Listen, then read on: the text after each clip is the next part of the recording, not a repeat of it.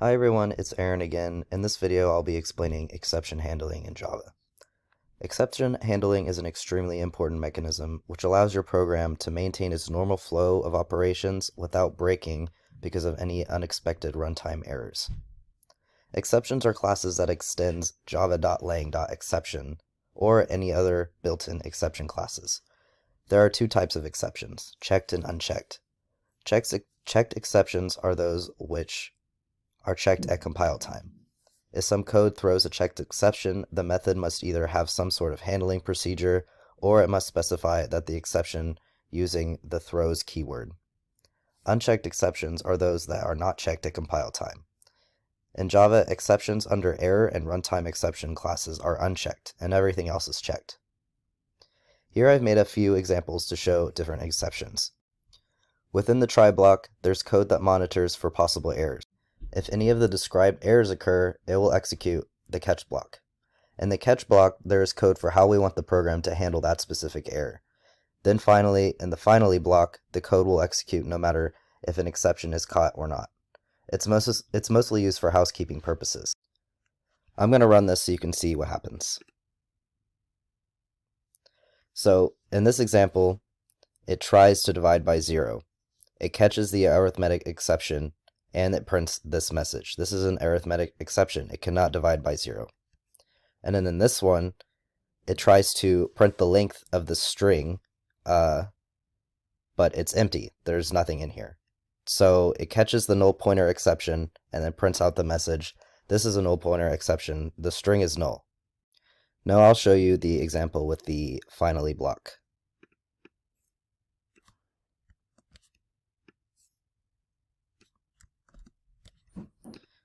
So here we have an array of numbers, 0, 1, 2, 3, 4, 5. In the try block, it says try to print the index at number 6. And here in the catch block, it says it's going to catch the array index out of bounds exception and then print this is an out of bounds exception. The index doesn't exist. And then finally, it's going to say code in the finally block executes no matter what. That's because even if nothing is caught, it's still going to print this out.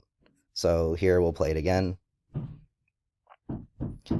And again, it says this is an out of bounds exception, index does not exist, and then code in the finally block executes no matter what.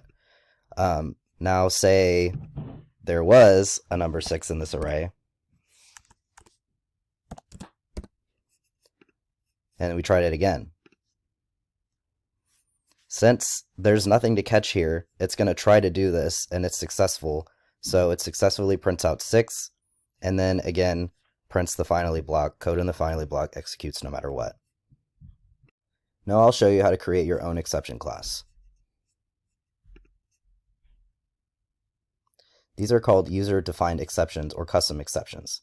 To create one, you type public class, whatever you want the exception to be called, and then extends exception, since exception will be the parent class to the one that you're creating.